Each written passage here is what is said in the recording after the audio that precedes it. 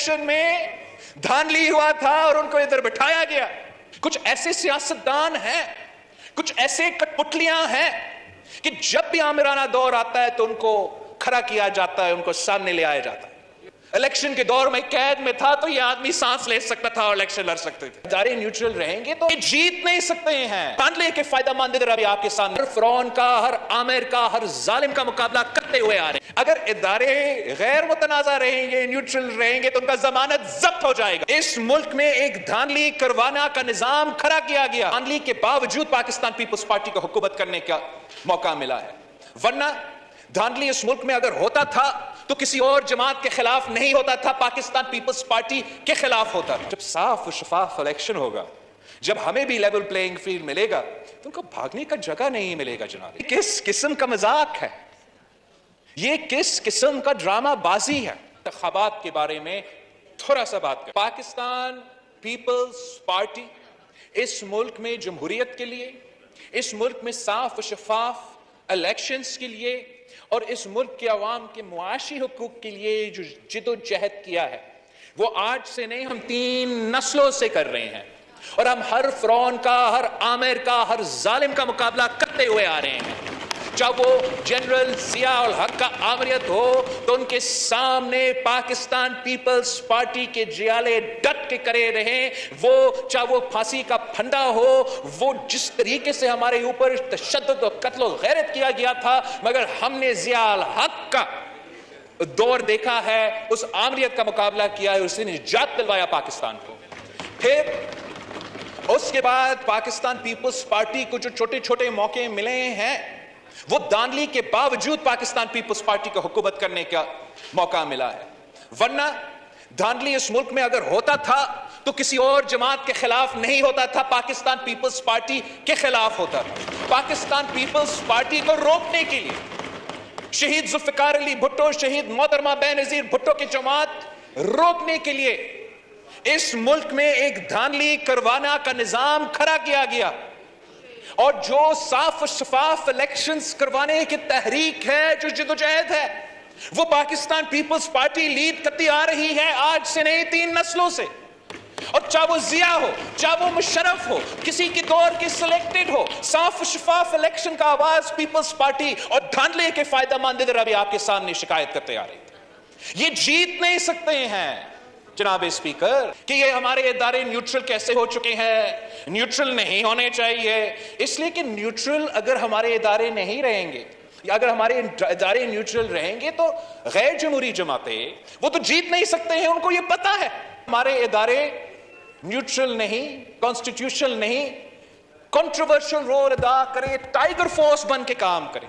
सिंध में भी कुछ ऐसे जमातें हैं, कुछ ऐसे सियासतदान हैं, कुछ ऐसे कठपुतलियां हैं कि जब भी आमिराना दौर आता है तो उनको खड़ा किया जाता है, उनको सामने ले आया जाता है। और अब उनका पूरा सियासत का उम्मीद इस बात पे खड़ा था कि हमारा इदारे न्यूट्रल नहीं, कंट्रोवर्शियल होंगे, हमारा इदारे ए पॉलिटिकल नहीं, सियासी पसंद नापसंद की सियासत खुद करेंगे। और जब हमारे इदारे न्यूट्रल होना शुरू हो गए, चाहे वो हमारा इलेक्शन कमीशन हो, हमारा अदालत हो, हमारा दूसरे जो इदारे इलेक्शंस में दिलचस्पी लेते थे, और इस लोकल बॉडी इलेक्शंस में उनका दिलचस्पी नहीं था, वो ए पॉलिटिकल नहीं था, वो ए पॉलिटिकल थे, तो ये लोग परेशान होने शुरू हो गए। इसलिए उनको पता है कि अगर साफ शफाफ इलेक्शंस होंगे, अगर इदारे गैर मुतनाज़ा रहेंगे, न्यूट्रल रहेंगे, तो उनका जमानत जब्त हो जाएगा। और वो ही हुआ। उनको मालूम है कि अगर वो आज भी यहां खड़े हैं तो सिर्फ इसलिए कि इलेक्शन में धांधली हुआ था और उनको इधर बिठाया गया। इनको मालूम है कि अगर यहां मेरा वफाकी वजीर का आबिद भाइयों साहब है तो बाबुल भाइयों शिकारपुर में उसका जो भाई है वो कैद में रहा है। सर, इलेक्शन के दौर में कैद में था तो यह आदमी सांस ले सकता था और इलेक्शन लड़ सकते थे। स्पीकर सिंध असेंबली के खिलाफ जब कार्रवाई चल रहे हैं, मेरे लोग दबे हुए हैं, तो शायद वो ऐसे निकल सकते हैं। जब साफ और शफाफ इलेक्शन होगा, جب ہمیں بھی لیول پلینگ فیلڈ ملے گا تو ان کو بھاگنے کا جگہ نہیں ملے گا جناب اسپیکر. اور یہ سارے میں آپ کو بتاؤں, الیکشن کا ایک دن پہلے سارے سندھ ہائی کورٹ میں جمع ہوئے تھے, وہ کوشش کر رہے تھے کہ لوکل باڈی الیکشن سے بھاگے. پورا صبح کو نظر آ رہا تھا کہ ایک ہی جماعت ہمارا نمائندگی کر رہے ہیں, ہمارا اونرشپ لے رہے ہیں, ادھر موجود ہے, دوسرے تو بھاگنے کی کوشش کر رہے ہیں. جو بھاگنے کی کوشش کر رہے تھے جناب اسپیکر, کیا آپ سمجھتے ہیں کہ سندھ کے عوام ان کو ووٹ دیں گے؟ یہ تو ممکن نہیں ہے. اور آج میں آپ کو کہہ رہا ہوں جناب اسپیکر کہ ابھی سے ان کا رونا شروع ہو گیا, صرف شروع ہو گیا. ان کو مزید رونا دھونا ہے, اس لیے ان کو پتا ہے کہ فیز 2 ایک مہینے کے بعد ہونے والا ہے, اور اس میں بھی ہمارا مخالفوں کا ضمانت ضبط ہو جائے گا انشاءاللہ. ان کو نظر آ رہا ہے کہ اتنے سالوں بعد ہمیں انشاءاللہ اگر ہمارا الیکٹورل ریفارمز ہو جاتے ہیں تو ہمیں سب نظر آ رہا ہے کہ صاف و شفاف الیکشن ہوں گے, لیول پلینگ فیلڈ ہوگا.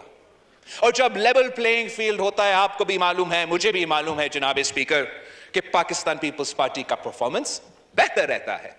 تو ان کا ڈر یہ ہے, ان کا خوف یہ ہے کہ ادارے اے پولیٹیکل رہیں گے, مداخلت نہیں کریں گے, اور اگر مداخلت نہیں ہوتا ہے تو پاکستان پیپلز پارٹی جیتتا ہے. جناب اسپیکر, میں تو حیران ہوں اس بات پہ کہ ہم لاڑکانہ سے الیکشن جیتتے ہیں تو ہم پہ دھاندلی کے الزامات لگتا ہے. یہ کس قسم کا مذاق ہے؟ یہ کس قسم کا ڈرامہ بازی ہے؟ اگر ہم نے لیول پلینگ فیلڈ کریٹ کرنا ہے, الیکٹورل ریفارمز کروانا ہے, تو جب دھاندلی واقعی ہوتا ہے تو ہم سب کو ادھر کھڑا ہونا چاہیے, اس کو بے نقاب کرنا چاہیے. اگر میرا بندہ دھاندلی میں انوالو ہے, میں خود اس کو پکڑوں گا کہ کیسے پاکستان پیپلز پارٹی کے جیالہ اپنا منشور اپنے قائد کے نظریے کے خلاف کر سکتے. مگر اگر غلط الزام تلاشی ہم لگائیں گے تو جب دھاندلی واقعی ہوتا ہے تو کوئی آپ کا آواز نہیں سنے گا, کوئی میرا آواز نہیں سنے گا. یہ ہیں جناب بلاول بھٹو.